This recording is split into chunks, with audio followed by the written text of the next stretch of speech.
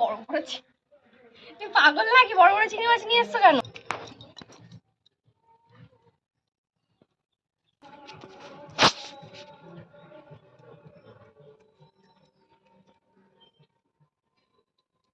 নমস্কার বন্ধুরা, আজকে আরও একটা রেসিপি নিয়ে চলে এসেছি তোমাদের সামনে। তো আজকে হবে চিংড়ি ফুলকপির মালাইকারি। তো তার জন্য কি কি উপকরণ লাগছে সেগুলো তোমাদের একবার করে দেখিয়ে দিই। প্রথমে তো লাগছে অবশ্যই ফুলকপি। এই যে দেশি ফুলকপি নিয়ে এসছে। আর দেশি ফুলকপি বলতে হলুদ হলুদ টাইপের যেগুলো হয় না, এগুলো দেশি ফুলকপি আমাদের এখানে গ্রামে পাওয়া যায়। তো দেশি ফুলকপি নিয়ে আসা হয়েছে।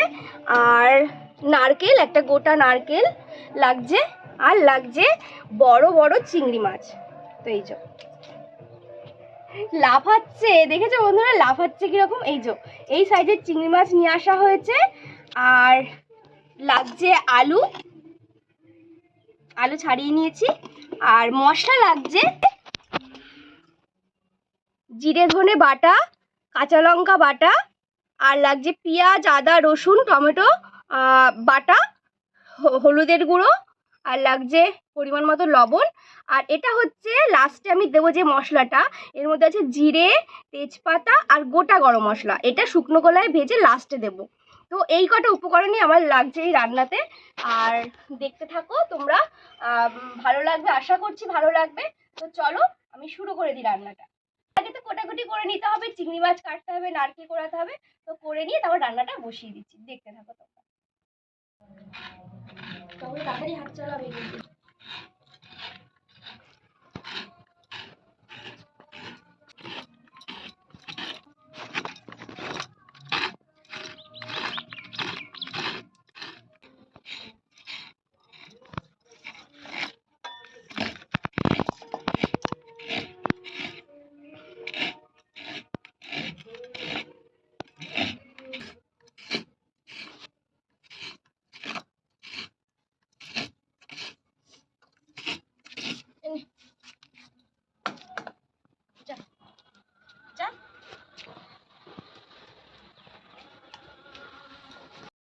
তো বন্ধুরা নারকেল কোড়ানো হয়ে গেছে, এবার ফুলকপিটা আমি পিস পিস করে কেটে নিচ্ছি।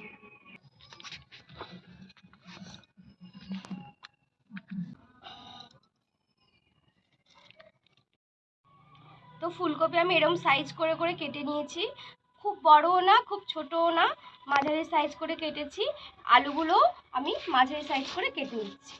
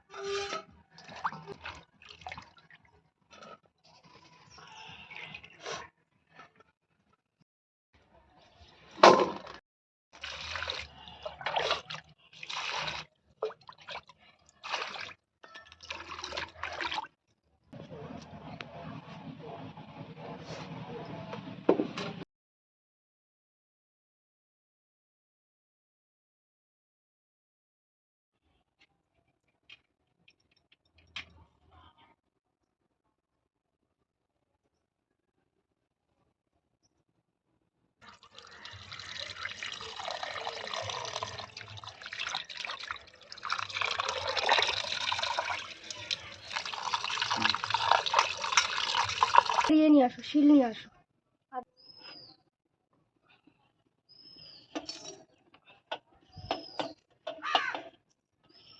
হাতা নিয়ে আসবে। হাতা কোথায় গেলে তুমি? ওই বাটিতে যাবে।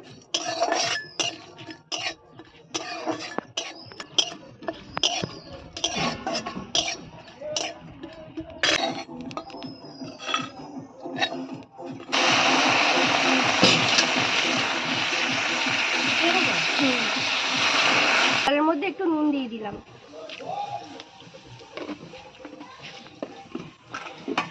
এবার ফুলকপিগুলোকে দিয়ে দিলাম।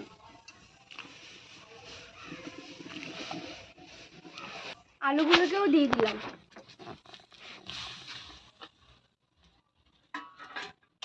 এবার এটাকে নেড়ে দিচ্ছি। এটা একটুখানি আমি আধা সিদ্ধ করে নেবো, মানে ভাপিয়ে নেবো।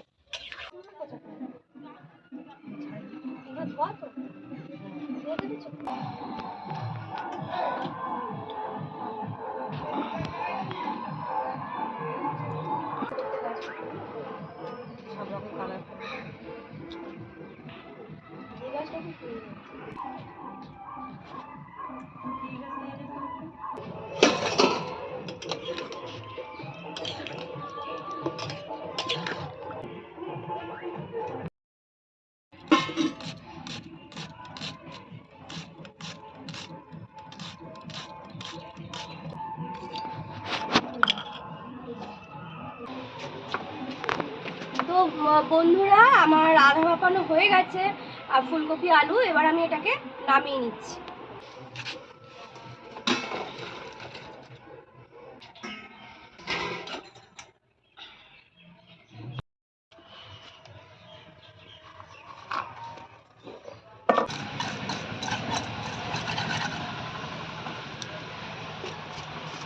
তো আমি সাদা তেলে ফুলকপি আলু চিংড়ি মাছ এগুলো ভেজে নেব।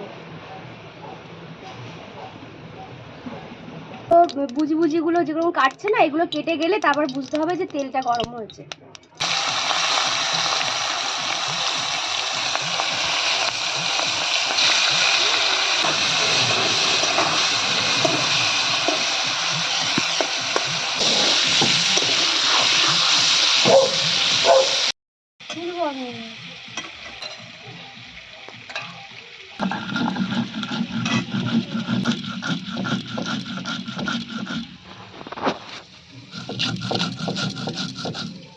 বেশি লাল লাল করিনি, এই মিডিয়াম ভাবে ভাজলাম চিংড়ি মাছটাকে।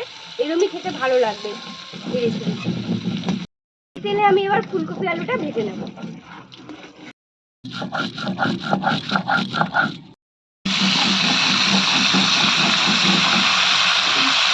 তো বন্ধুরা, আমি নুন দিয়ে দিলাম। নুনটা এখন দেবো লাস্টে, হলুদ দেবো, কারণ হলুদটা নাহলে পুড়ে যাবে আর ফুলকপিগুলো দেখতে ভালো লাগবে না। সবই দিয়ে দাও একটুখানি হলুদ।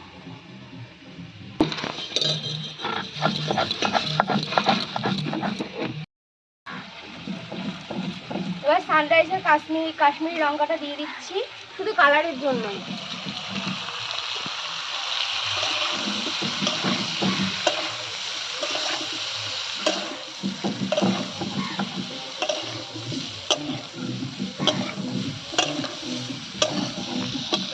তো এবার এটাকে নামিয়ে নেব।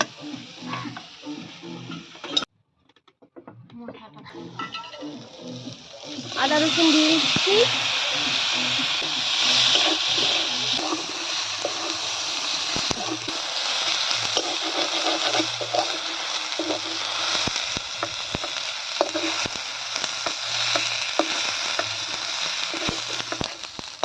তো মশলা ভাজা হয়ে গেছে।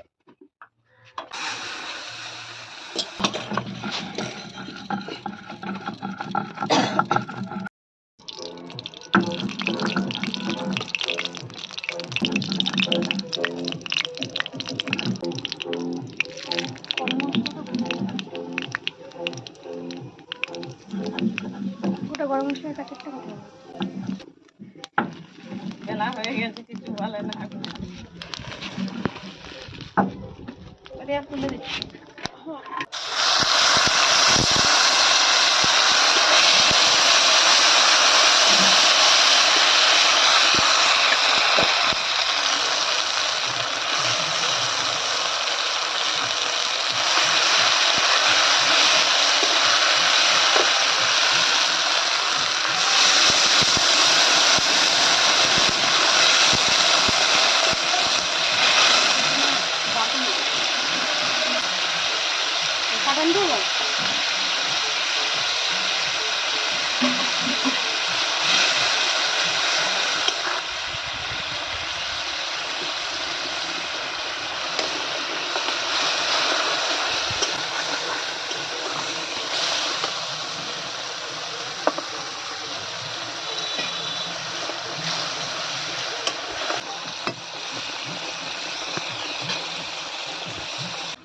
মশলাটা কষানো হচ্ছে, মশলা থেকে তেল বার হয়ে গেলেই ফুলকপি, আলু আর চিংড়ি মাছটা দিয়ে দেবো।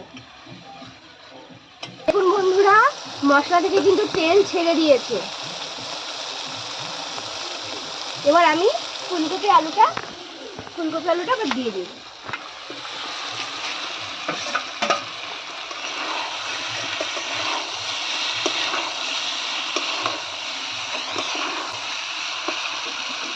এবার আমি চিংড়ি মাছটা দিয়ে দেবো।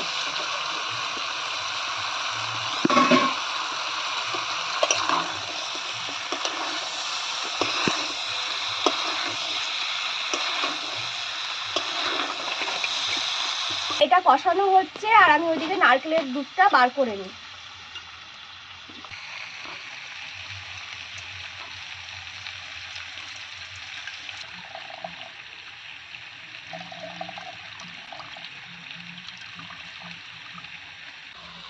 দেখো বন্ধুরা, কত সুন্দর কালার বেরিয়েছে। হ্যাঁ, ভীষণ সুন্দর মানে দেখতে লাগছে কিন্তু।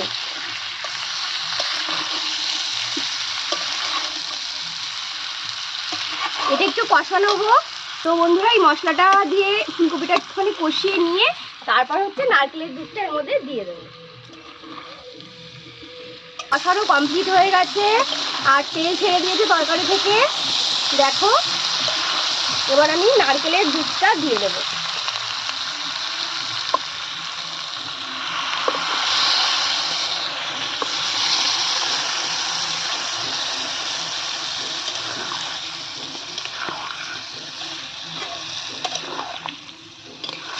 দেখো, আমি নারকেলের দুধটা দিয়ে দিয়েছি আর এটা ঢাকা দেবো না। ঢাকা দিলে ফুলকপি টুলকপিগুলো সব গলে যাবে, ওই জন্য এটা ঢাকা ছাড়াই রান্না হবে। আর এটা হয়ে গেলে, ফুটে গেলে আর পুরোপুরি হয়ে গেলে এই যে ভাজা মশলাটা আমি ভেজে রেখেছি আগে শুকনো খোলায়, তোমরা দেখেছো, এটা লাস্টে ছড়িয়ে দেবো।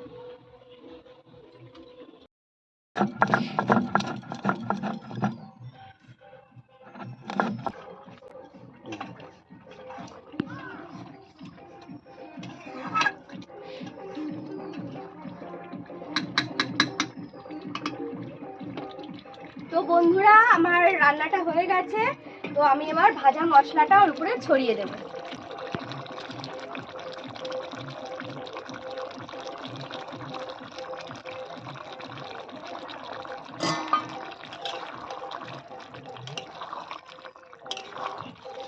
গন্ধটা খুব সুন্দর বেরিয়েছে, কিন্তু খেতেও কিন্তু অতটাই ভালো হবে আশা রাখছি।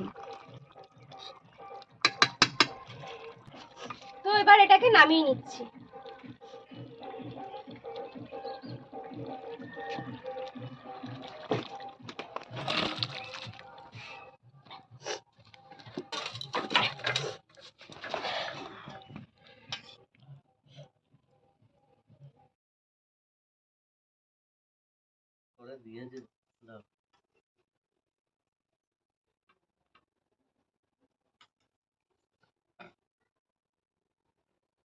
কালারটা তো হেভি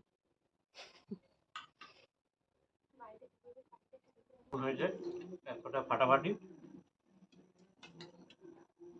এটা বোঝাতে পারবো না যে কিরকম হয়েছে তরকারিটা, কিন্তু খুব ভালো হয়েছে। আপনারা একবার চেষ্টা করে দেখবেন বাড়িতে, তাহলে বুঝতে পারবেন টেস্টটা কিরকম হয়েছে।